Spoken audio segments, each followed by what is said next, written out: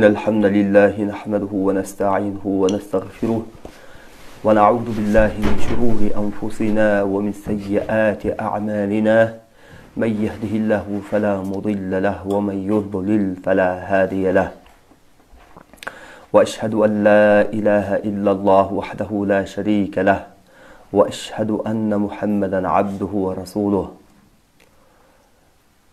En ele birinci Allah subhanahu wa ta'alaga çeksiz maqtovlar, şükürler bolsun. Peygamberimiz Muhammed sallallahu aleyhi ve sellemga, al kişinin üybülösüne, sahabalarga, jana bütkül mo'min musulmanlarga Allah'tın salamı jana salavatı bolsun. Assalamu aleykum ve rahmetullahi ve berekatuh. Hurmatly musulman bir tuğanlar, Allah'a çeksiz şükürler bolsun. Sizler menen dağı joluqqanda Allah Taala nasip kılgan eken. Tüz efirimizni başlap aldık. 1 saat boyu sizler menen suroo жооп kılabız. 1 saattan keyin inşallah rukuya okuyubuz, dem salabız. Şul 1 saatin içinde jin, sıyqır, gözügü, kara dua jana uşul siyaktуу ruhani oorular jönündө ошондой эле сиздерге өзүңүздөр үчүн керектүү болгон дин жаатында маселелер болсо ушул комментарийга жазсаңыздар болот. Түздөн түз жооп бергенге аракет кылабыз. Анан дагы ушул 1 сааттан кийин sizlerge rukuya okup vermekçiyiz. Rukuya okup atkanda daima eskertişi nesebizde daha bir aytıp ötmekçiyiz. Kunt menen, ıhlas kılıp, oydu, pikirdi barın bir jerge koyup, eş nese jönündө pikirlebey, oyluboy Kur'an'dı çın jüröktön, can dünyözü menen berilip ugup turgan hareket kılsak, inşallah şul tüz efir arkılуу dagı bizge jakындан kele alбай аткан, алыс жактагыларга, мүмкүнчүлүгү жокторго ушундай тартипте уюштуруп койгонбуз. Иншаллах ушул менен эгерде сиздерде жин же сыйкыр оорулары, ушул сыяктуу оорулар бар болгон болсо, ушул түз эфир аркылуу бизге эфирден кийин, рукуядан кийин бизге комментарийга жазсаңыздар, ушу Facebook'tan эле же болбосо WhatsApp номерибизди таштап койгонбуз. WhatsApp номерге жазсаңыздар, анан ошол ооруга жараша тапшырмаларды беребиз. Тапшырмаларды аткарасыздар. Иншаллах күндө рукуяны угуп, тапшырмаларды аткарып, үй шартында деле сыйкыр, кара дуа, жин оорулардан арылып кеткенинге мүмкүнчүлүк бар. Bismillahirrahmanirrahim. Гүлзада деген эже намаз окуп жатып, арак ичип кетип жатат. Кандай кылсак болот? Сиздин ой дейт. Арак кештикке биздин адистигибизге байланышкан жери, эгерде анын арак кештиги, аракка берилип кеткендиги кара дуанын айынан болуп жаткан болсо, биз жардам бере алабыз. Бирок бүгүнкү күндө ушул нерсе көбөйүп кетти. Кара дуанын айынан, мисалы үчүн кара дуа менен ооруп калган киши сөзсүз жүрөк кысылат, баш ооруйт, жашоо кызыксыз болуп калат, жалгыз калгысы келет, көпчүлүктү жек көрөт, үйдөгүлөр менен келише албастык көбүрөөк пайда болот. Анан эмне кыларын билбей, арак ичсе бир аз жеңилдегендей болуп, ичкиликке берилип, ошентсем бир аз жеңилдейт экенмин деп, ичкиликке берилип кеткендер болот да. Ошондой тарабына жардам бере алабыз биз рукуя менен. Ал эми экинчи тарабы бар, бул напсинин түрткүсү менен арак кештикке берилип кеткендер. Бул арак кештик адам башында кызыгуу ичет, анан дос жарларынын жанында ушундай зарылчылыкта ичип коюшу мүмкүн. Ал ич деп тегерегиндеги досторунун эмеси менен, түрткүсү менен. Анан бара убакыттар өтүшү менен анан өзү каалап, напсиси каалап, ошого көнүп калып, кудум наркотик сыяктуу ошол менен алкаш деп коебуз го. Алкаш деген ошол көнүп калган киши да. Ошо көнүп калгандан кийин анан чыдай албастан таштай албай жүргөндөр бар. Андай учурларда кандай кылабыз десе, ошол намазын уланта берсин, анан даватка чыксын, иманы чөйрөнү пайда кылсын, көбүрөөк даватты айта турган, акыретти эстете турган, Кудайдан коркута турган чөйрөнү пайда кылсын. Кантип пайда кылат? Ошондой дос жарларды пайда кылып, ошолор менен көбүрөөк сүйлөшүп, мечитке көбүрөөк барып, анан ушул нерседен арылса болот. Баарын чогултуп келгенде буга күчтүү иман керек, күчтүү эрк керек. Анан таштаса болот. Эгерде сиз шекшип жатсаңыз, ал кара дуа менен окулуп калды окшойт деп, анда алып келгиңиз, окуп көргөндө текшерсек билинет, диагноз коебуз. Эгер кара дуаны айынан болуп аткан болсо, жардам бергенге аракет кылабыз иншаллах. Айза болот деген байкелер ассаламу алейкум дептир. Ва алейкум ассалам ва рахматуллах. Айза деген эже наушник менен угуп отурса болобу рукуя окулуп жатканда? Болот, жарай берет. Азыр биз сиздер менен рукуяны мына суроо жооптон кийин рукуя баштайбыз да. Бул рукуя жума сайын суббота күнү саат 10:30 жума сайын окуйбуз. Ушул рукуя таасир береби, бербейби деп көпчүлүк сурап калат да. Сиздин сурооңузга бир аз жакыныраак экен, буга да жооп берип кетсек. Бул таасир берет. Бирок атайын түздөн түз рукуячынын жанына келип окутканга жетпейт. Бирок бул деле түз эфир болуп атпайбы? Таасир берет, сөзсүз таасир берет. Анан YouTube'га жазылган, сохранить этилген видеолор, шейхтердин рукуялары, алар деле таасир берет. Бирок түз эфирчилик таасир бербейт. Алардыкы дагы бир аз төмөнүрөөк болот таасири, бирок таасир берет. Болгону рукуяда ыхлас угуп аткан киши мага Аллахым шифа берсин. Мен жараткан Аллах, сенин сөзүңдү угуп жатамын. Шул сөздөрүңдү менин жүрөгүмө, дардына шифа кылгын. Мендеги кара күчтөрдү шул сөзүң менен жок кылгын. Жараткан Аллах деп мындай берилүү менен ошолго мындай ыхлас менен угуп отурса, иншаллах таасирин берет. Гүлбарчын деген эже ассаламу алейкум, кара дубанын бар экенин сиз адамды көрүп биле аласызбы? Кара дуа сыйкырдын бар экендигин көрүп билинет. Кантип көрүп билинет десе, мындай ооруп аткан киши бизге келсе, бир карап туруп көрүп билип койбойбуз. Антип биле албайбыз. Рукуя окуганда билинет. Аны текшеребиз да, ошондуктан айтабыз, диагноз коебуз биринчи депчи.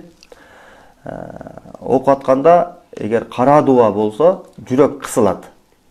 Баш ооруйт. Дене чымырайт, тырышат, кусу келиши мүмкүн. Денелери муздап кетиши мүмкүн, же катуу ысып кетиши мүмкүн. Ошондой белгилер менен же катуу ыйлашы мүмкүн, эс үчүн жоготушу мүмкүн. Ошого карап туруп кара дуа бар же жок деп айтсак болот. Же көзүккөн эмес. Ошо менен бирге жин бар, жин жок экендигин дагы айтса болот. Гүлиза деген эже саламатсызбы? Эмне үчүн түш туура чыгат? Жакшысы дагы, жаманы дагы. Кээ бир адамдарда түштөрү жашооуна окшошуп кала берет. Анан ошол кишилерди көз ачык, бул кандайдыр бир бул ыйыктык бар экен. Ошондуктан мунун түшү оңунан келет. Менде ошол ата тегимде молдо болгон деп шуго ар кандай мисалдарды келтирип, себептерди, негиздерди коет. Негиз андай эмес. Ошол сыйкыр менен ооругандар, жин оору менен ооругандардын түштөрү кээде баардыгы эмес. Кээ бирки жин менен, сыйкыр менен ооруган кишилердин түштөрү жашооуна дал келип калышы мүмкүн. Жашооуна дал келип жашоонда да ошол нерсе түшүндөгү нерсе болуп отуруп, баягы адам түшүнө көбүрөөк ишенип, анан түшүндө кээ бир нерселерди, мындай жаман түштөрдү же бирөө сыйкырлап аткандыгын көрүп калып, же бирөө жаман адам экендигин түшүндө билип калып, анан оңунда дагы ошол жаман көргөн адам түшүндө жаман адам болду. Демек оңунда да бул жаман адам экен, мени сыйкырлаптыр, же бул адамдын ичи кара экен, бул адам көрө албас адам экен деп жашоону дагы толук колдонуп атып, бүтүндөй мамилелерин үзүп салгандар бар да. Бул туура эмес. Түш 2-3 жолу дал келиши мүмкүн, 10 жолу дал келиши мүмкүн, 100 жолу дал келиши мүмкүн, бирок эмне болгон тагдырда деле түштөн өкүм алынбай, түштөгү окуяларга карап туруп, жашоодогу адамдар менен болгон мамилелерди иреттелбейт. Түшүңүздө сиздин мисалы үчүн аусунуңуз сизди сыйкырчыга барып, көз ачыкка барып, сизди сыйкырлап атканын көрдүңүз. Демек ал сыйкырлаптыр, мен түшүм оңунан чыгат эле. Анық мени сыйкырлаптыр деп ал менен мамилени үзүштүңүз, сиз ошол жерде өтө туура эмес бир арам ишти кылды деп айтылат шариятта. Анткени сиз түштөн өкүм алып туруп, жашоодогу адамдар менен болгон мамилелерди иреттеп атасыз, тартиптеп атасыз түштүн негизинде.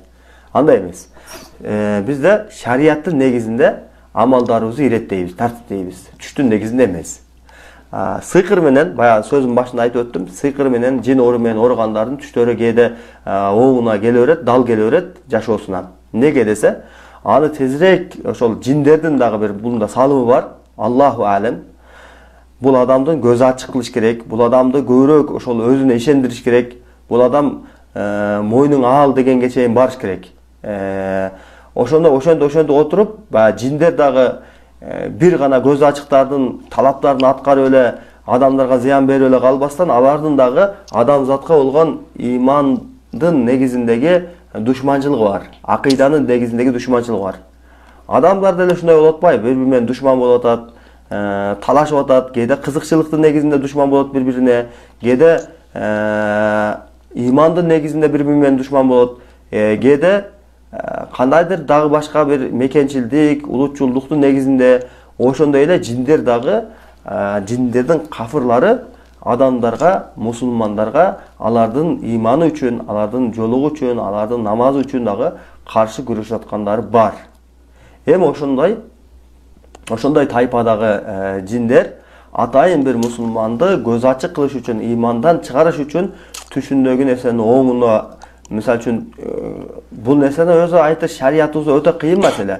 Бирок мен өзүмдүн жекече оюмду айтып атам да, кантип эле ал түшүндөгү нерсе 100% болот, мен түшүндөгү нерсе оңумда ушундай болот деп айтылат да. Жиндердин да кандайдыр салымы бар болушу мүмкүн деп айтамын. Экинчи варианты, кээде Аллах Таала бендесин ушинтип сынашы мүмкүн да. Түшүндөгү нерсе оңунда келе берет, түшүндөгү нерсеси оңунда келе берет. Анан аягында баягы бенде имандан тайылып, өзүнүн исламынан чыгып кетет да, көз ачык айланып калышы мүмкүн. Кудай Таала бенден ар кандай сынайт экен. Мисалы үчүн Аллах Таала өзүнүн досторуна, биз олия деп иштетебиз, Куранда дагы аулия деп коет. Өзүнө жакын, өзүнөн корккон, өзүнө такыба кылган бенделерине кереметтерди берип коет экен. Ушундай кереметтер берип коет. Ал кереметтер адаттан тышкары нерселер. Мындай окуялар тарыхта Пайгамбар алейхиссаламдын кезинде дагы, Умар разияллаху доорунда дагы, сахабалардын доорунда дагы кездешкен. Умар разияллаху бир чоң армияны жихадка жөнөтөт, Шам жака. Анан ошо армия жихад Шам жака кетип уруш кылып атканда баягы жеңилип баштайт. Умар разияллаху ошол кезде армия жеңилип атканда Медина, азыркы күндөгү Медина шаарында жума намазы болуп аткан болот. Ошол жума намазда имам болуп жума намазын окуп берип аткан кезде, жума намазынын хутбасын окуп атканда Умар разияллаху анху я сария вал джабал деп айтат. Бунун мааниси эй армия тоо жакты көздөй баргыла, тоо жакка эме башпен алгыла, тоо жакты карай кеткиле деген маани. Анан ошол жерде жума хутбасын угуп аткан ошо мечиттеги эл буну түшүнбөдү, таң калып калды. Умар бул сөзү эмне үчүн сөзүн арасында бул сөздү айтты. Ошол эле убакытта, дал ошол убакытта Шамдагы Умар разияллаху анху жиберген баягы армия Умардын сөзүн тоо жактан угуптур. Тоо жака чегингиле деген сөздү. Анан баягы армия тоо жака тактиканы өзгөртүрүп, ошол тактиканы өзгөртүш менен урушта жеңишке жетет. Аллаху алем. Шундай. Бул кийин алымдар ошол аулияларга Аллах Таала тарабынан, Умар разияллаху анхуга Аллах тарабынан берилген бир керемет болду. Эми ушул сыяктуу мусулман үммөтүндө толтура болот. Пайгамбарларга берилген адаттан ташкары иштерге мужиза дейбиз. Пайгамбар эмес, Алладан корккон салих бенделерге адаттан ташкары иштерге керемет деп атайбыз. Эми мен сөзүмдү бул жака алып келмекчимин. Кафырларга дагы ушундай нерсе берилет экен. Адаттан ташкары иштер. Бул истидрак деп коет. Истидрак дегени даражама көтөрүп отуруп ал ага бир ишин оңой кылып коет. Бир кафыр анын зулумун, анын кылып аткан иштерин кудум ал өзү чындыктын үстүндө, акыйкаттын үстүндө тургандай болуп, ишин уланта берет. Ошонун үстүндө болуп отуруп, тозоктун эң түйүнө акылуу болуп калат экен. Аллах Таала өзүнүн жаханнамынын эң төрүнө киргизиш үчүн капыр бендесин истидрак берип коет экен кээде. Истидрак дегенибиз иштерин оңунан келтирип. Мисал үчүн Муса алейхиссалам кезиндеги Фираун алейхиналла. Ошол киши ажатканага 40 күнө бир барган деп айтылат кээ бир риваяттарда. Тишине такыр курт жебеген экен. Анан эмне деди? Мисырдын салтанаты анын колунда болгон. Каалаган нерсесин кылган. Мансап дейсиңби, байлык дейсиңби, бар анын колунда болгон. Анан эмне деген? Ана раббукум фа'будуни. Мен силердин кудайыңармын. Мага сыйынгыла деп элден талап кылды. Эми ошол деңгээлге жетиш үчүн, ошол сөздү айтыш үчүн истидрак болду. Кудай Таала ишин оңдоп койду. Ошондо отуруп өзүнүн ошондой тозоктун эң каарына, эң түбүнө акылуу боло турган деңгээлге жетип калды. Буну эми ушундай.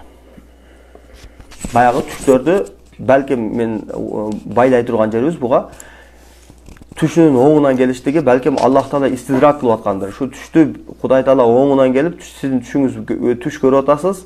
Түшүңүздөгү нерселер жашооңузда баары болуп атат. Ошондо отуруп мен билет экенмин, мен кайыпты билет экенмин деп кеткендер толтура. Же болсом менин көзүм ачык, мен баарын билемин. Түшүм мен айтып берем керек болсо деп айткандар толтура. Ушул түшү оңунан келип отуруп бирөөлөр капыр болуп кетип аткандар толтура. Ошон үчүн бул нерседе оңунан келсе да астагфирулла, науду билля. Bundan эч кандай чечим албаңыз. Анын баарын унут, кудум түш көрбөгөндөй элестетиңиз өзүңүздү. Анан түштөгү маалыматты адамдар менен болгон мамилелерге такыр негиз кылбаңыз. Эгер аны негиз кылсаңыз, сиз чоң бир арам иш кылган болосуз, кыяматта катуу жооп берип каласыз. Аллах өзү сактасын. Гүлзада деген Алла разы болсун дейт. Гүлбарчын, эже сиздер кайсы жердесиздер дейт. Жазып койсоңор болот ошо. Жазып койгула. Тилек деген байке, качан адам окулуп жатканда адам ыйлап жиберсе эмненин себеби болот? Түшүнбөдүм. Куран окулуп жатканда, ошо дем салганда, ыйла берсе дейт. Ошо эмне себептен болот? Куран окуп атканда ыйлагандарда эки түрлүү болот. Кээде бул Алланын сөзү да. Ыйык сөз, инсандын сөзү эмес. Кээде кээ бир адамдын жүрөгүнө мындай таасир берип, ушундай толкунданып ыйлап жиберген учурлар болот. Кээде сыйкырдан болушу мүмкүн. Сыйкыр, кара дуба же жин оорулары. Muratbek деген түшүмдө көп падышаларды көрөм, кандай чечмелеп бере аласыз? Дейт. Түштүн тәуилдерин, түштү жоруп бергендер пайгамбарлар болгон. Биздин Мухаммад акыркы пайгамбарыбыз саллаллаху алейхи ва саллам дагы түштү жоруп берген. Андан кийин пайгамбар алейхиссаламдын түштү жоруган илимин, хадистердин топтомунан Ибн Сирин деген чоң алым өткөн, ошол киши дагы түштү жоруу жөнүндө көпчүлүк алымдар ошонуку сахихирак, жакшыраак деп кеңеш беришет. Анан бүгүнкү күндө андай нерсе жок.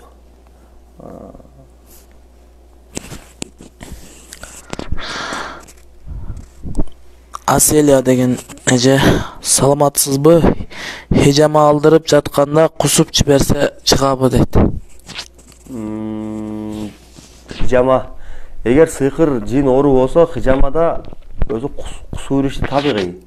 Анан хижама менен сыйкыр оорулар дарыланат деген маселе бар, ооба бул чындык.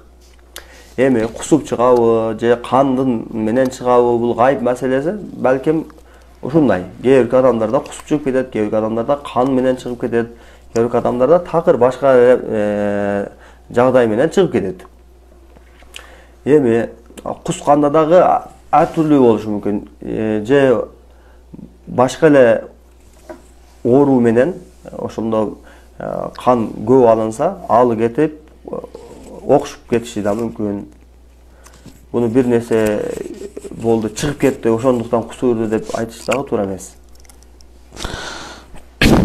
Айза деген, рахмат, сизден Аллах разы болсун дейт. Гүлиза деген Аллах разы болсун.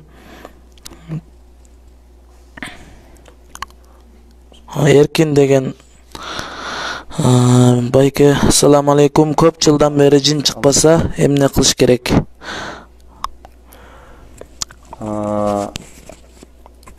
Себептерин кылышыбыз керек.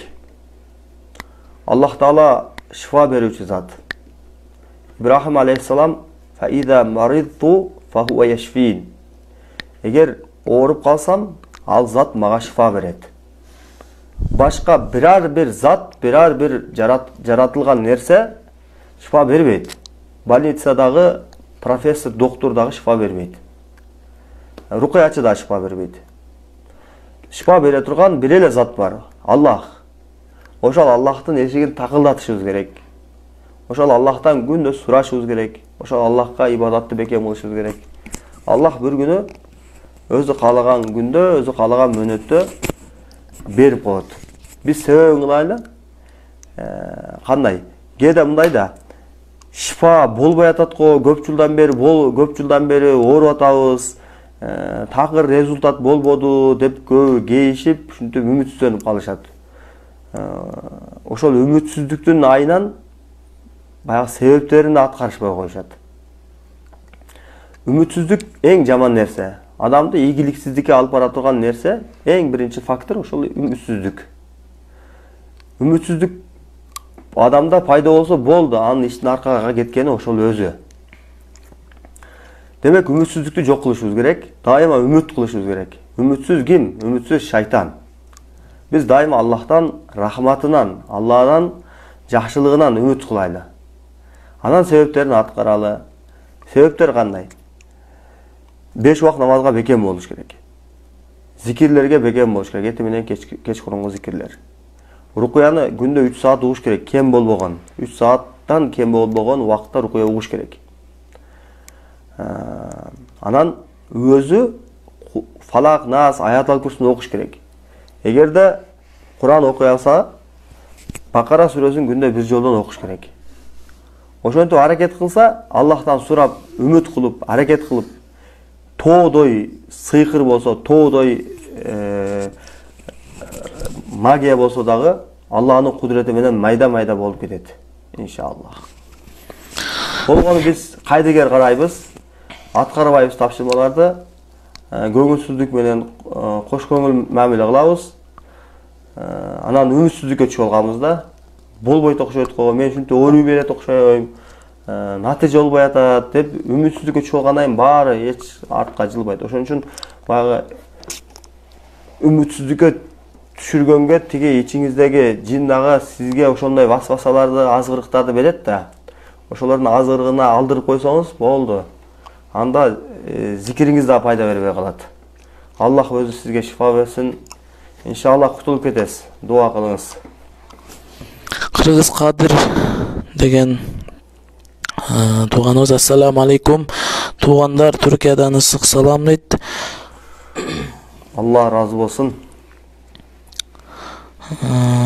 Нази деген эжекен, сиздерди көргөндө окшуп көңүлүм айланып эстеп жатам дептир. Аллах шифа берсин сизге. Нури деген, арак ичкендерди токтотконду билесиңерби дейт. Арак ичкен жөнүндө, аны токтотуш жөнүндө сөзүбүздүн башында айтып өттүк. Эфир бүткөндөн кийин башын көрсөңүз иншалла кененирээк маалымат бергенбиз. Кыргыз Кадыр, туура айтасыз, Аллах ыраазы болсун бордошум дейт. Аселия деген эже, уктап жатканда албасты басат, эмне кылыш керек? Зикирлерди окуңуз, намазга бекем болуңуз, дем салыңыз өзүңүзгө. Фалакты, Насты, Аятал Курсуну күндө 7 жолдон окуп жатыңыз. Дарат менен жатыңыз. Айза деген эже, мен да биринчи көрүп, угуп жатканда ушундай болгом, башым ооруп, көңүлүм азып окшуп дептир.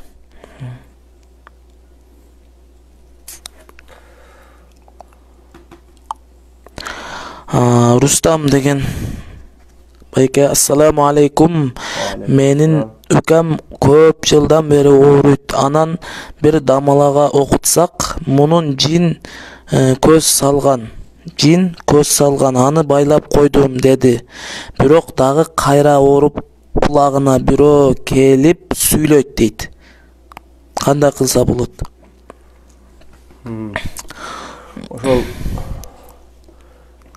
жин көз салган, анан байлап койгум деген нерселер таптакыр ордучок сөздөр. Ошого көңүл бурбаш керек ушундай нерселерге. Анан кемчиликтин баары өзүбүздө болуп атат. Шарий рукуя окуган кишилерге гана барыш керек.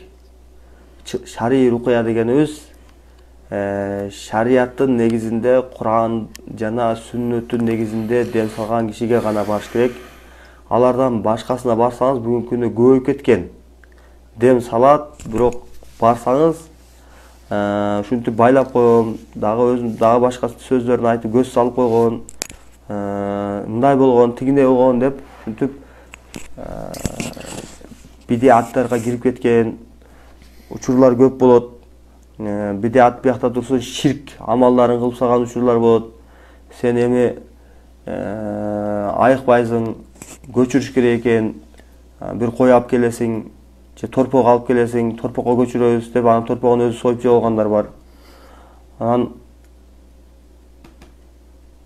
паланчы мазарага барып туруп курбандык кылып келишиң керек, же паланчы тоого барып зыярат кылып келгиле, паланчы оолуянын атын атап союгула деген нерселер көбөйүп кеткен да. Ошого көңүл бургула. Барып атканда мусулман адам кимге барып атат? Барып аткан адамы эмнени окуйт? Ал өзү ким деп сүрүштүрүп барсаңар жакшы болот. Билбей барып алып, көз ачыкка барып алып, намазыңар кабыл болбой турган, 40 күн намазы кабыл болбой турган абалга түшүп калбагыла. Эгерде Пайгамбар алейхиссалам хадис бар, бир көз ачык бакшыга барып, ал айткан сөздү тастыктаса, мен алып келген китепке кафир болуптур деген. Ошон үчүн бул этикат маселеси, этият болуш керек.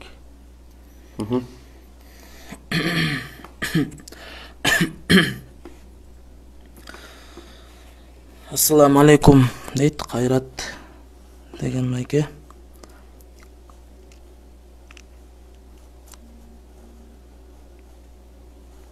Ва алейкум ассалам.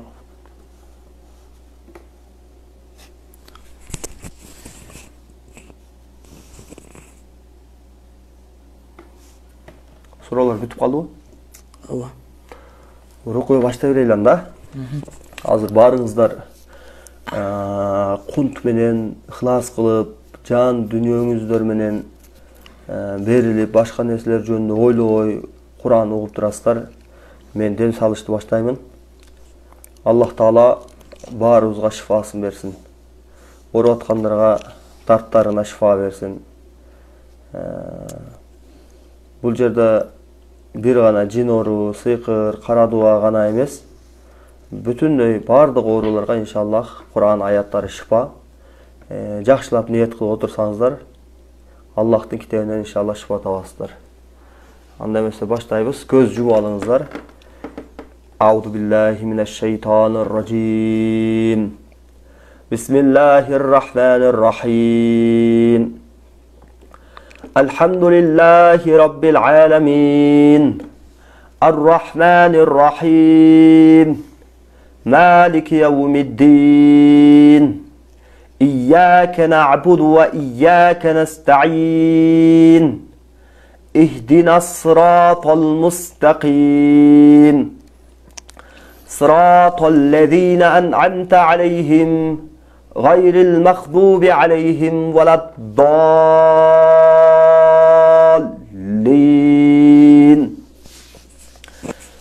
بسم الله الرحمن الرحيم ألف لام ميم ذلك الكتاب لا ريب فيه هدى للمتقين الذين يؤمنون بالغيب ويقيمون الصلاة ومما رزقناهم ينفقون والذين يؤمنون بما أنزل إليك وما أنزل من قبلك وبالآخرة هم يوقنون أولئك على هدى من ربهم وأولئك هم المفلحون بسم الله الرحمن الرحيم واتبعوا ما تتلو الشياطين على ملك سليمان وما كفر سليمان ولكن الشياطين كفروا يعلمون الناس السحر يعلمون الناس السحر يعلمون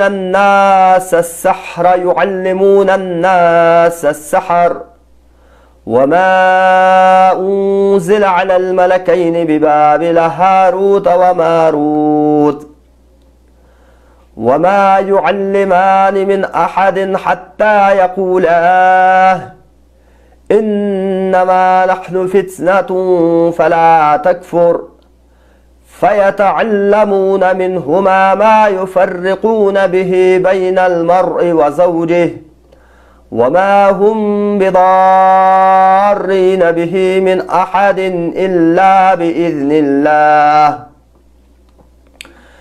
ويتعلمون ما يضرهم ولا ينفعهم ولقد علموا لمن اشتراه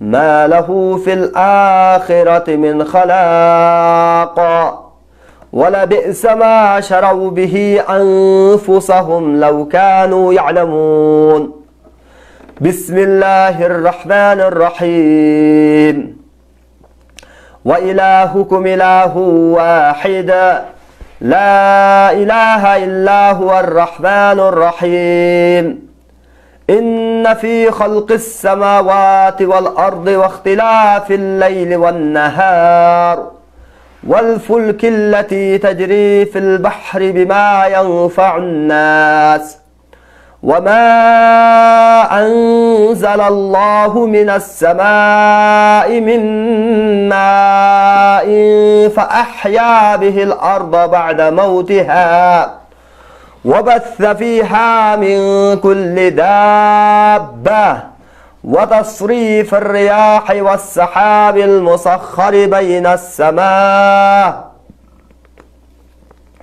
بين السماء والأرض لآيات لقوم يعقلون. بسم الله الرحمن الرحيم.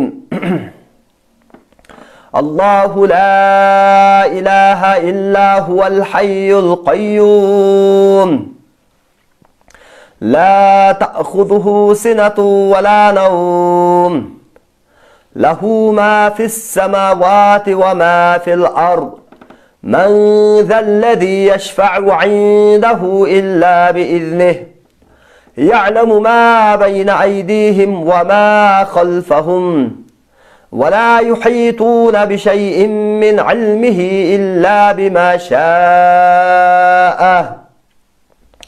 وسع كرسيه السماوات والأرض ولا يؤوده حفظهما وهو العلي العظيم. لا إكراه في الدين قد تبين الرشد من الغي فمن يكفر بالطاغوت ويؤمن بالله فقد استمسك بالعروة الوثقى لا انفصام لها والله سميع عليم. الله ولي الذين آمنوا يخرجهم من الظلمات إلى النور والذين كفروا أولياؤهم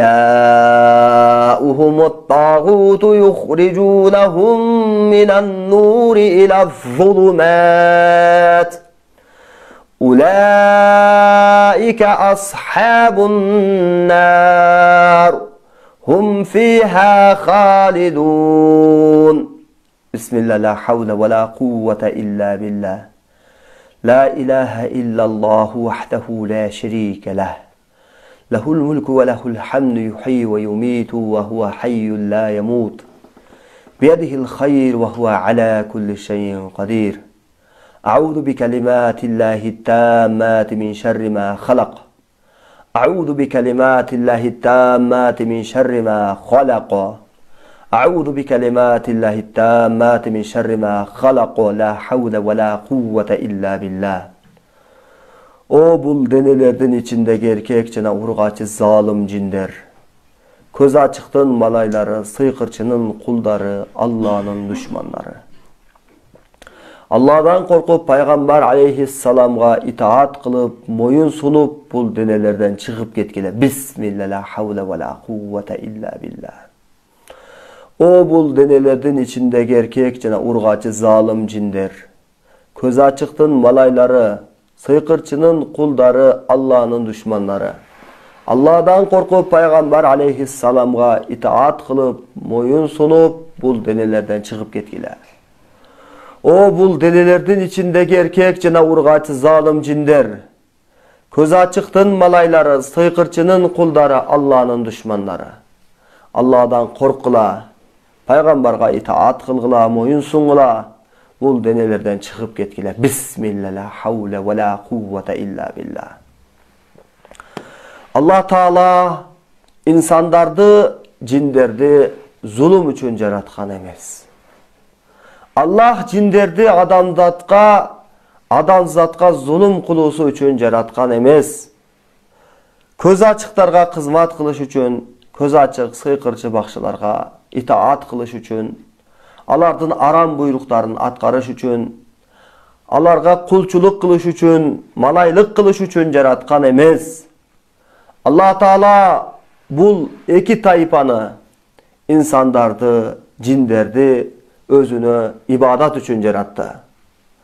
Zariyat suresinde Allah Subhanahu wa Taala özü munday deydi. Auzu billahi mineşşeytanirracim. Ve ma halaqtul cinne vel insa illa liya'budun. Men insan jana jinderdi özüme ibadat üçün jarattım. Allah'dan korkula. Zulümden kayıtkıla.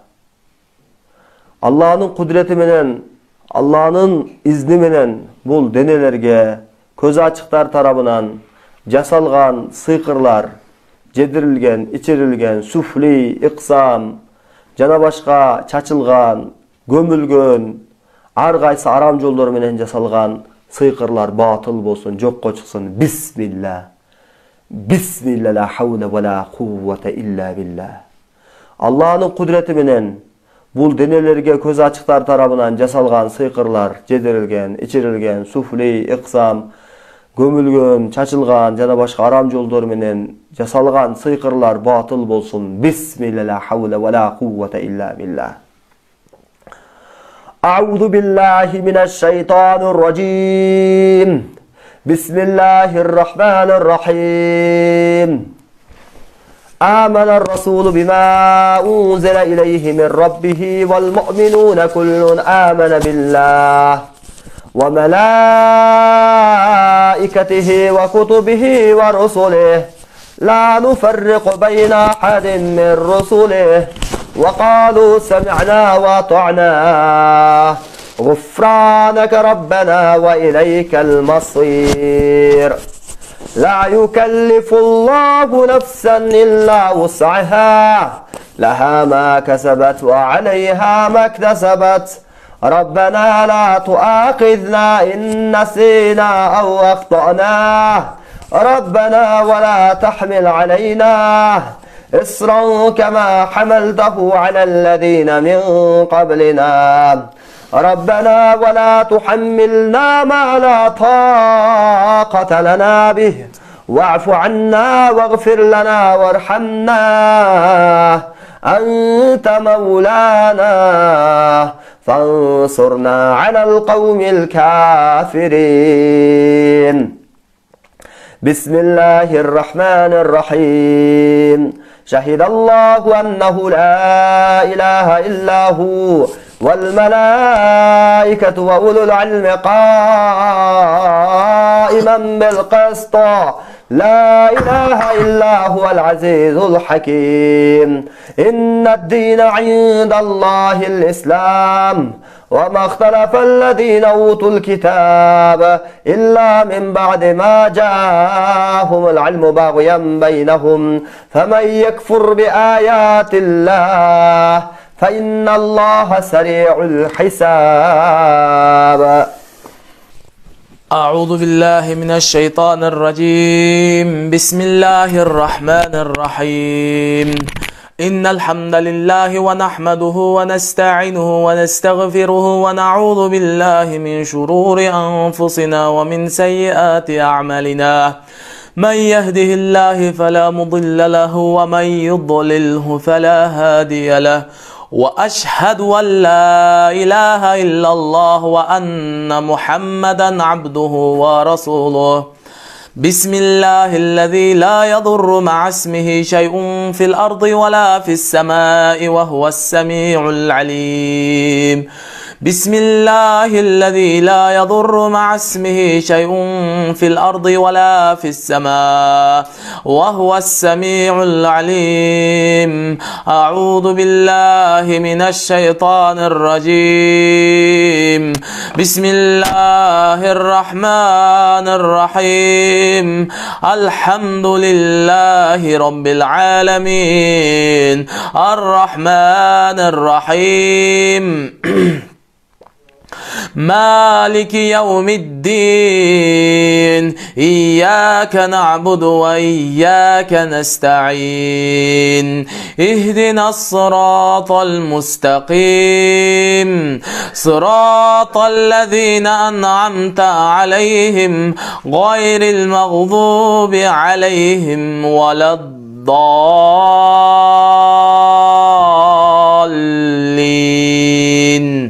بسم الله الرحمن الرحيم.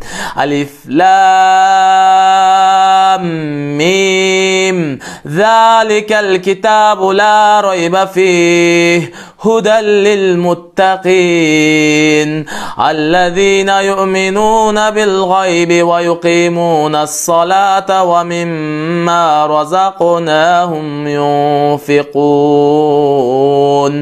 والذين يؤمنون بما أنزل إليك وما أنزل من قبلك وبالآخرة هم يوقنون أولئك على هدى من ربهم وأولئك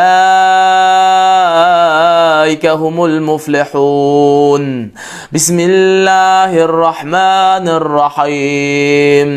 واتبعوا ما تتلو الشياطين على ملك سليمان وما كفر سليمان ولكن الشياطين كفروا يعلمون الناس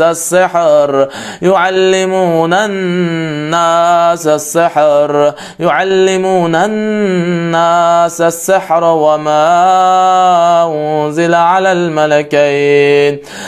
الملكين ببابل هاروت وماروت وما يعلمان من أحد حتى يقولا إنما نحن فتنة فلا تكفر فيتعلمون منهما ما يفرقون به بين المرء وزوجه وما هم بضارين به من أحد إلا بإذن الله ويتعلمون ما يضرهم ولا ينفعهم ولقد علموا لمن اشتراه ما له في الآخرة من خلاق ولبئس ما شروا به أنفسهم لو كانوا يعلمون. بسم الله الرحمن الرحيم. وإلهكم إله واحد لا إله إلا هو الرحمن الرحيم.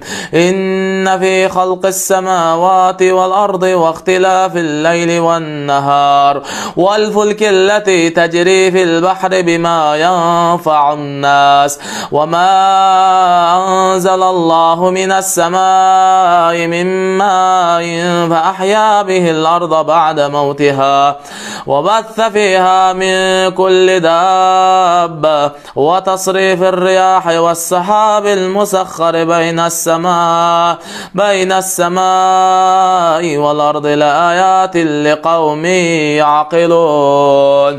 أعوذ بالله من الشيطان الرجيم. وإلهكم إله واحد لا إله إلا هو الرحمن الرحيم. إن في خلق السماوات والأرض واختلاف الليل والنهار والفلك التي تجري في البحر بما ينفع الناس وما أنزل الله من السماء من ماء فأحيا به الأرض بعد موتها وبث فيها من كل دابة وتصريف الرياح والسحاب المسخر بين السماء والأرض لآيات لقوم يعقلون. أعوذ بالله من الشيطان الرجيم. والصافات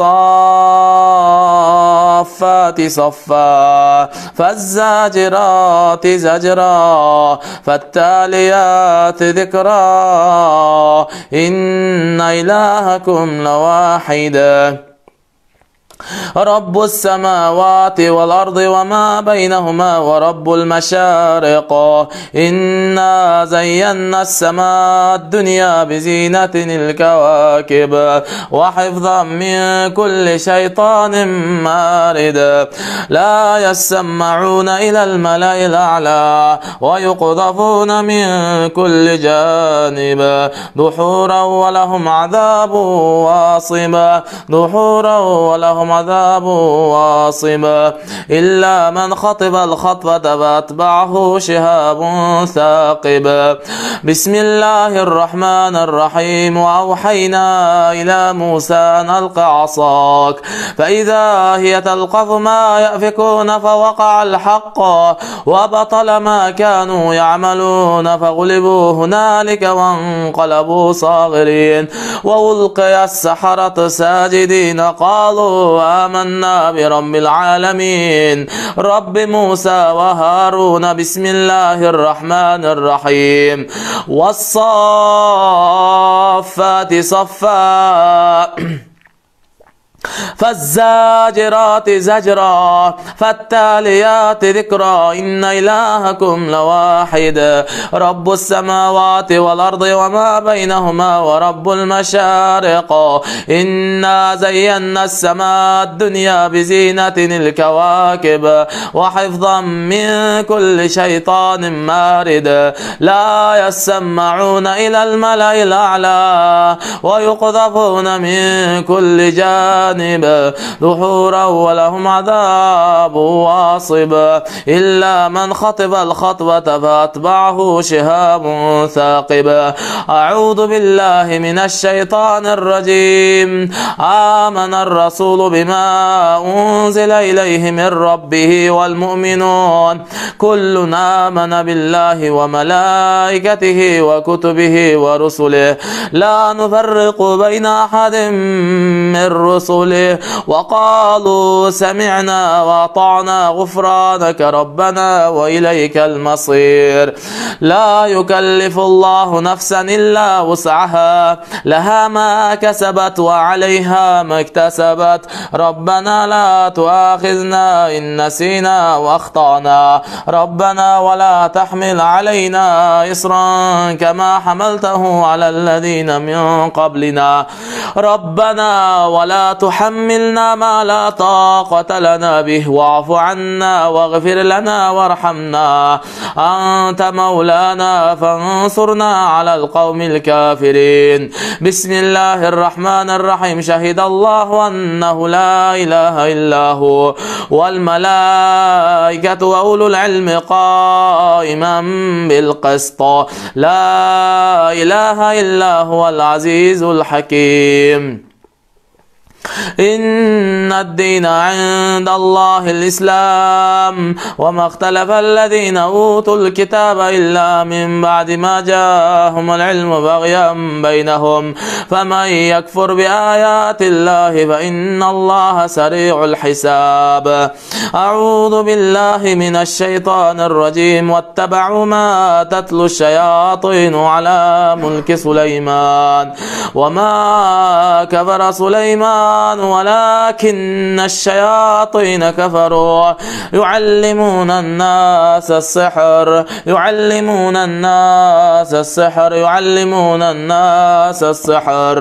وما أنزل على الملكين ببابل هاروت وماروت وما يعلمان من أحد حتى يقولا إنما نحن فتنة فلا تكفر فيتعلمون منهما ما يفرقون به بين المرء وزوجه وما هم بضارين به من أحد إلا بإذن الله ويتعلمون ما يضرهم ولا ينفعهم ولقد علموا لمن اشتراه ما له في الآخرة من خلاق ولبئس ما شروا به أنفسهم لو كانوا يعلمون. بسم الله الرحمن الرحيم. والصافات صفا فالزاجرات زجرا فالتاليات ذكرا إن إلهكم لواحد رب السماوات والأرض وما بينهما ورب المشارق إنا زينا السماء الدنيا بزينة الكواكب وحفظا من كل شيطان مارد لا يسمعون إلى الملأ الأعلى ويقذفون من كل جانب دحورا ولهم عذاب واصب إلا من خطب الخطبة فأتبعه شهاب ثاقب. أعوذ بالله من الشيطان الرجيم. واتبعوا ما تتلو الشياطين على ملك سليمان وما كفر سليمان ولكن الشياطين كفروا يعلمون الناس السحر وما أنزل على الملكين ببابل هاروت وماروت وما يعلمان من أحد حتى يقولا إنما نحن فتنة فلا تكفر فيتعلمون منهما ما يفرقون به بين المرء وزوجه وما هم بضارين به من أحد إلا بإذن الله ويتعلمون ما يضرهم ولا ينفعهم ولقد علموا لمن اشتراه ما له في الآخرة من خلاق ولبئس ما شروا به أنفسهم لو كانوا يعلمون. بسم الله الرحمن الرحيم. وإلهكم إله واحد لا إله إلا هو الرحمن الرحيم. إن في خلق السماوات والأرض واختلاف الليل والنهار والفلك التي تجري في البحر بما ينفع الناس وما أنزل الله من السماء من ماء فأحيا به الأرض بعد موتها وبث فيها من كل دابة وتصريف الرياح والسحاب المسخر بين السماء والأرض لآيات لقوم يعقلون. أعوذ بالله من الشيطان الرجيم. وإلهكم إله واحد لا إله إلا هو الرحمن الرحيم. إن في خلق السماوات والأرض واختلاف الليل والنهار والفلك التي تجري في البحر بما ينفع الناس وما أنزل الله من السماء من ماء فأحيا به الأرض بعد موتها وبث فيها من كل دابة وتصريف الرياح والسحاب المسخر بين السماء والأرض لآيات لقوم يعقلون.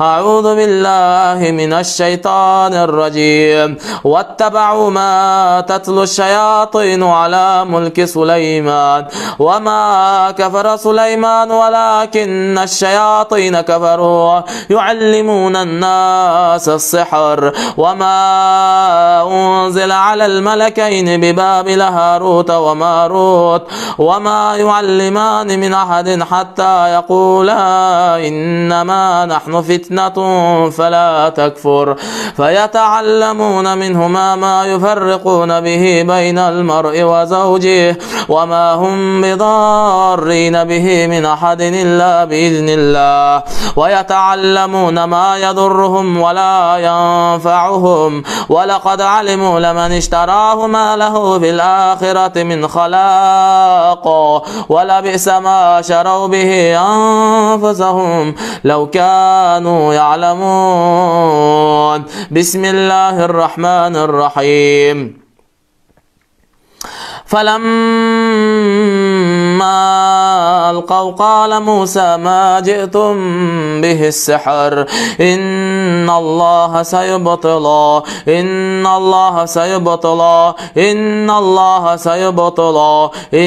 الله لا يصلح عمل المفسدين ويحق الله الحق بكلماته ولو كره المجرمون. بسم الله الرحمن الرحيم. والصافات صفا فالزاجرات زجرا فالتاليات ذكرا إن إلهكم لواحد رب السماوات والأرض وما بينهما ورب المشارق إنا زينا السماء الدنيا بزينة الكواكب وحفظا من كل شيطان مارد لا يسمعون إلى الملأ الأعلى ويقذفون من كل جانب دحورا ولهم عذاب واصب إلا من خطب الخطبة فأتبعه شهاب ثاقب. أعوذ بالله من الشيطان الرجيم. الله لا إله إلا هو الحي القيوم لا تأخذه سنة ولا نوم له ما في السماوات وما في الأرض من ذا الذي يشفع عنده إلا بإذنه يعلم ما بين أيديهم وما خلفهم ولا يحيطون بشيء من علمه إلا بما شاء وسع كرسيه السماوات والأرض ولا يؤوده حفظهما وهو العلي العظيم. أعوذ بالله من الشيطان الرجيم. قل يا أيها الكافرون لا أعبد ما تعبدون ولا أنتم عابدون ما أعبد ولا أنا عابد ما عبدتم ولا أنتم عابدون ما أعبد لكم دينكم ولي دين. بسم الله الرحمن الرحيم. قل هو الله أحد الله الصمد لم يلد ولم يولد ولم يكن له كفوا أحد. بسم الله الرحمن الرحيم. قل أعوذ برب الفلق من شر ما خلق ومن شر غاسق إذا وقب ومن شر النفاثات في العقد ومن شر حاسد إذا حسد. بسم الله الرحمن الرحيم. قل أعوذ برب الناس ملك الناس إله الناس من شر الوسواس الخناس الذي يوسوس في صدور الناس من الجنة والناس. أعوذ بالله من الشيطان الرجيم. الحمد لله رب العالمين الرحمن الرحيم مالك يوم الدين إياك نعبد وإياك نستعين اهدنا الصراط المستقيم صراط الذين أنعمت عليهم غير المغضوب عليهم ولا الضالين. بسم الله الرحمن الرحيم. ألف لام ميم ذلك الكتاب لا ريب فيه هدى للمتقين الذين يؤمنون بالغيب ويقيمون الصلاة ومما رزقناهم ينفقون والذين يؤمنون بما أنزل إليك وما أنزل من قبلك وبالآخرة هم يوقنون أولئك على هدى من ربهم وأولئك هم المفلحون. واتبعوا ما تتلو الشياطين على ملك سليمان وما كفر سليمان ولكن الشياطين كفروا يعلمون الناس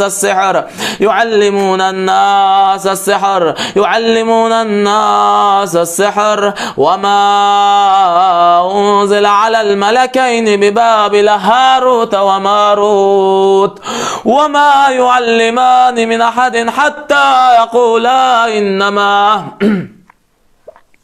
إنما نحن فتنة فلا تكفر فيتعلمون منهما ما يفرقون بين المرء وزوجه وما هم بضارين به من أحد إلا بإذن الله ويتعلمون ما يضرهم ولا ينفعهم ولقد علموا لمن اشتراه ما له في الآخرة من خلاق ولبئس ما شروا به أنفسهم لو كانوا يعلمون. بسم الله الرحمن الرحيم. وأوحينا إلى موسى موسى أن ألق عصاك فإذا هي تلقف ما يأفكون فوقع الحق وبطل ما كانوا يعملون فغلبوا هنالك وانقلبوا صاغرين وألقي السحرة ساجدين قالوا آمنا برب العالمين رب موسى وهارون بسم الله الرحمن الرحيم وأوحينا إلى موسى أن ألق عصاك فإذا هي تلقف ما يأفكون فوقع الحق وبطل ما كانوا يعملون فغلبوا هنالك وانقلبوا صاغرين وألقي السحرة ساجدين قالوا آمنا برب العالمين رب موسى وهارون بسم الله الرحمن الرحيم والصافات صفا فالزاجرات زجرا فالتاليات ذكرا إن إلهكم لواحد رب السماوات والأرض وما بينهما ورب المشارق إنا زينا السماء الدنيا بزينة الكواكب وحفظا من كل شيطان مارد لا يسمعون إلى الملأ الأعلى ويقذفون من كل جانب دحورا ولهم عذاب واصب دحورا ولهم عذاب واصب دحورا ولهم عذاب واصب دحورا ولهم عذاب واصب دحورا ولهم عذاب واصب دحورا ولهم عذاب واصب دحورا ولهم عذاب واصب دحورا ولهم عذاب واصب دحورا ولهم عذاب واصب إلا من خطف الخطفة فأتبعه شهاب ثاقب أعوذ بالله من الشيطان الرجيم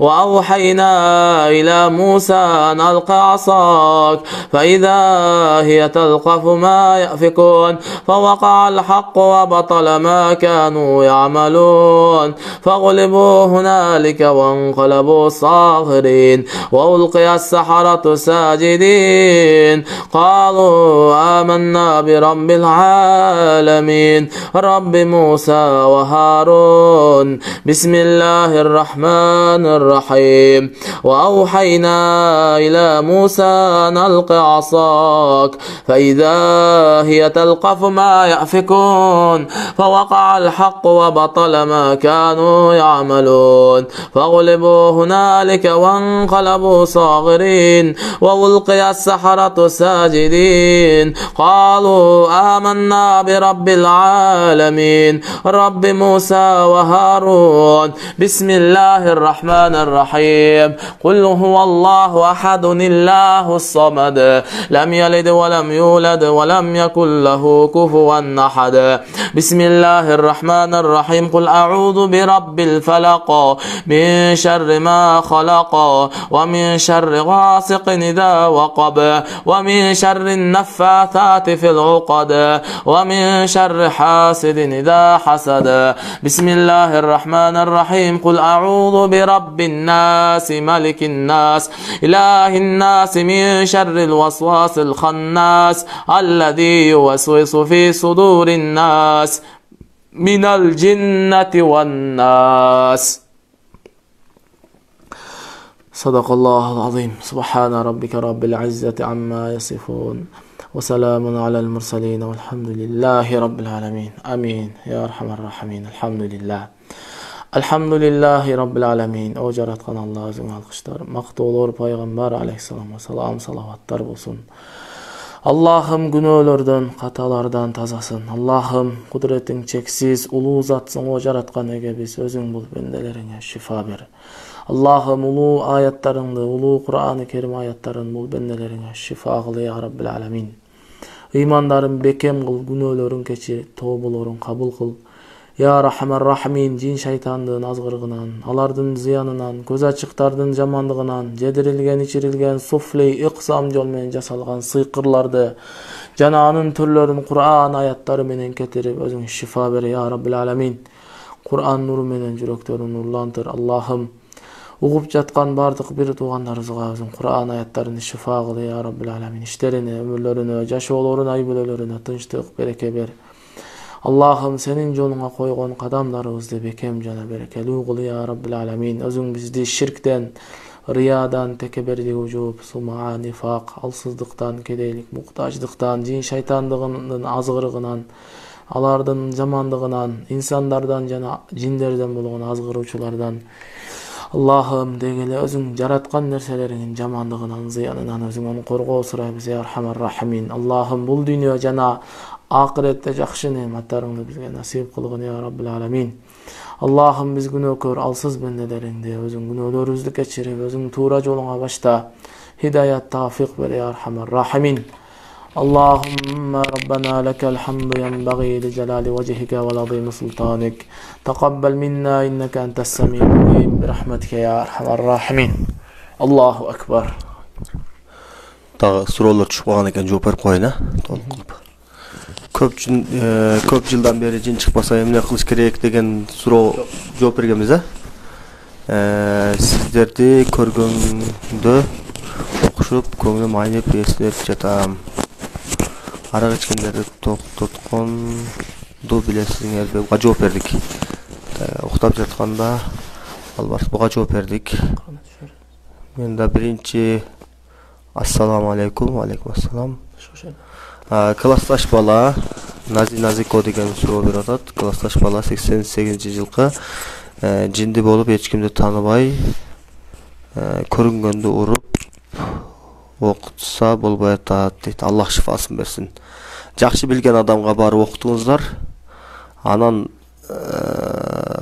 медициналык жактан болушу да мүмкүн. Медициналык, психикалык жактагы оорулар жин ооруларына окшоп кете берет да. Ошондуктан күчтүү жакшы рукуячы болсо, экөөнү айырмалап берет.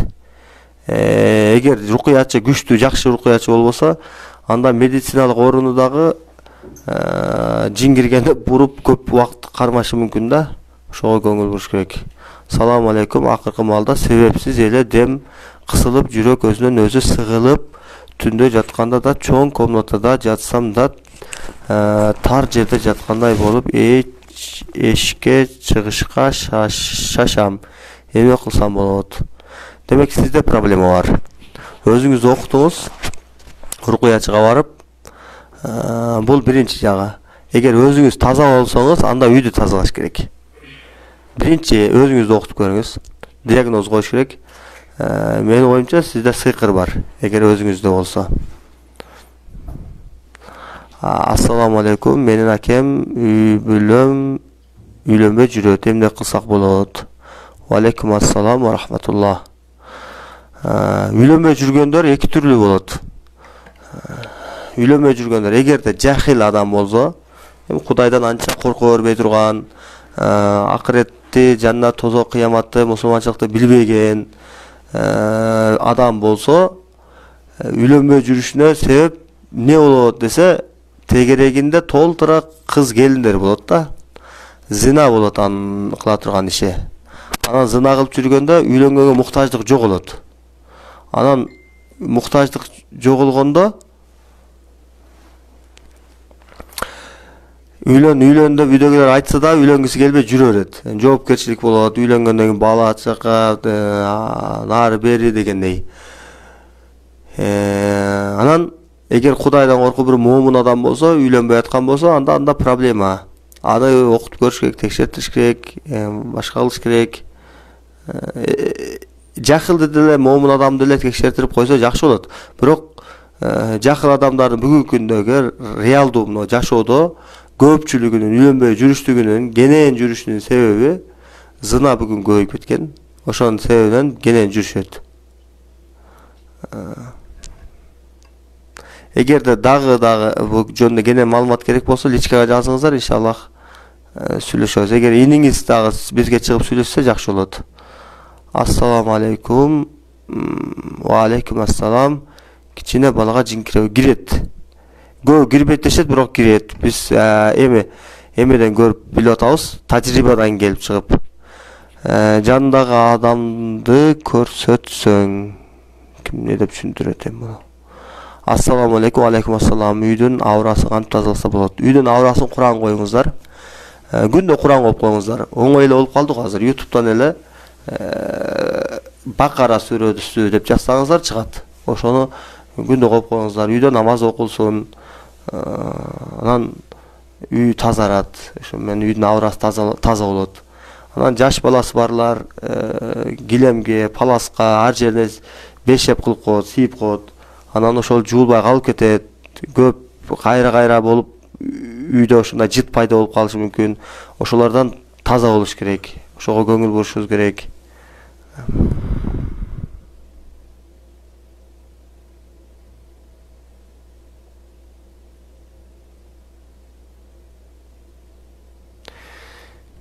Эртең канчада болот дейт Динара Жаркынбаевна. Бул эфирибиз жума сайын болот.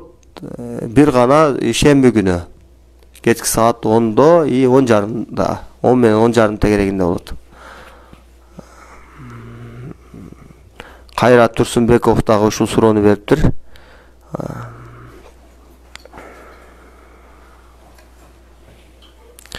Эжеси да ооруган, бир туугандары ооруп, үйүн сатып башка жака үй салган, дагы деле ооруп жатат. Алла шифасын берсин. Эпилепсияны рукуя менен айыктырса болобу? Болот. Эпилепсияны рукуя менен айыктырса болот, окуп көрүш керек. Эпилепсиядагы талма оорусу дагы табигый, Кудай тараптан берилген талма оору болот. Алар медицина айткан эпилепсия. Ага да эме жок. Анан жин оорунун себебинен, жиндин себебинен өзүнөн кетип калып, талмасы кармап калып, колдору тырышып, өзү башкача абалга келип, оозунан көбүк чыгып, аларга жардам берсе болот рукуя менен. Окуп текшериш керек. Эгер жинге байланыштуу болсо жардам беребиз иншаллах. Анда эмесе суроолордун баарын окуп бүттүм. Аллах ушул жерде бизди уккан, суроолор берген, пайдаланган бардык көрөрмандарга Кур'ан-ы Керимдин шифасын берсин. Кур'ан аяттары баарыбыздын жүрөгүбүзгө, дардыбызга шифа болсун. Жашообузга толук хидаят болсун. Аллах Таала өзү Кур'ан-ы Керимден көздөгөн эң негизги максат биздин жашообузда болсун иншаллах. Аны биз көп жолу айтабыз. Кур'андын жерге түштүктүн негизги максаты адамдар жашоодо келип чыккан проблема көйгөйлөрүнө ошол Кур'андан, Пайгамбар алейхиссаламдын сүннөтүнөн алып, чечимдерди алып, чечиштик деп айтабыз. Ошол нерсе баарыбызга насип кылсын иншаллах. Анда эмесе кийинки жума күнү, кийинки шембе күнү ушул сааттарга жолукканча баарыңыздарга ассаламу алейкум ва рахматуллахи ва баракатух. Суроолор болсо дагы таштап коюңуздар комментарийга. Кийинки жума жооп бергенге аракет кылабыз иншаллах.